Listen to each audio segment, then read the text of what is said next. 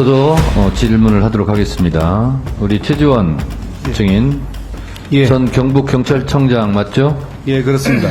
경북경찰청장이 어떤 사안을 지시했어요. 그리고 그거를 무슨 형사과장이든 아니면 경비과장이든 그걸 이행을 했습니다. 그러면 최종 책임은 누구한테 있습니까? 저한테 있습니다. 그렇죠? 그런데 사건이 발생했는데 경북경찰청장은 무혐의고, 그리고 경비과장이나 이런 분들만 유죄를 받으면 불합리한 일이겠죠? 구체적인 사안이 아니, 예를 들면 그렇다는 거예요. 예. 자, 그런데 경북경찰청에서 이 사건을 발표하면서 임성근 사단장에 대해서는 혐의가 없다 이렇게 처리했죠. 그리고 임 사단장은 작전 지휘권이 없었고 그렇기 때문에 직권남용이 아니다. 그러면 포 11대대장도 혐의가 없어야 되죠. 근데 여기만 권한이 더 없는데도 불구하고 여기는 유죄, 임성근은 무죄 이렇게 발표했어요. 그리고 수사심의위원회도 이런 의견을 피력했다고 하는데, 저는 아무리 봐도 수사심의위원회가 아니라 수상심의위원회예요. 이게 상식적으로 납득이 됩니까? 제가 그 이후에 구체적인 수사 내용을 자. 확인하지 않았기 때문에 자, 그리고요. 말씀에 답변드리지 못했습니다. 누가 봐도 상식적으로 납득이 안 되죠. 임성근 증인, 예. 직권과 월권의 차이점을 아십니까 모르십니까? 직권과 월권. 자, 임성근 증인이 경북경찰청 발표에 따라서 제가 그간 증거와 법리를 토대로 말씀드린 바와 같이 사실상 동일합니다. 이렇게 말씀하시고 경북경찰청 발표에 대해서 만족하신 답변을 하셨어요. 그런 말씀하셨어요. 맞죠? 그런 적이 있습니다. 네. 근데 경북경찰청 수사 발표를 100번 양보해서 직권남용이 없다고 칩시다.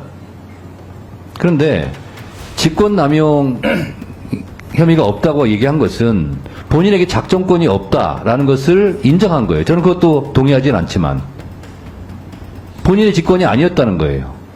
근데 본인은 그렇다면 직권남용을 피해서 기분 좋아 하실지 모르지만 제가 봤을 때는 월권을 하는 거예요. 작전 지휘권도 없으면서 실제로 현장에 가서 훌륭하게 공부활동이 되었구나, 바둑판으로 찔러라, 이거 다요 월권이에요. 직권이 아니기 때문에. 왜? 본인은 주장하잖아요. 본인에게 작전 지휘권이 없었다고. 그러면 월권이 되는 거예요. 군 형법에 의해서 이거는 월권이에요. 월권.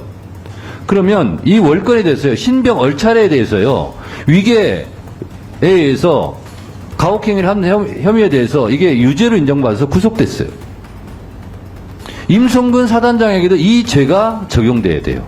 직권남용, 업무상 과실치사가 아니라면. 군 형법에 대해 잘 모르시죠? 제가 읽어드릴까요? 군 형법 62조 가혹행위 2항 위력을 행사하여 학대 또는 가혹한 행위를 한 사람은 3년 이하의 징역 또는 700만 원 이하의 벌금에 처한다. 이게요, 신병 얼차례 사건 관련해서 중대장과 부중대장이 이 법을 적용받아서 유죄로 인정받아서 구속된 거예요. 임성근 사단장도 이 조항을 고스란히 적용받아야 돼요.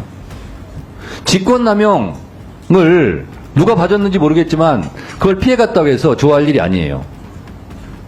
월권을 한 거예요. 월권. 직권이 아니라면. 자, 그리고 사진 한번 띄워주세요.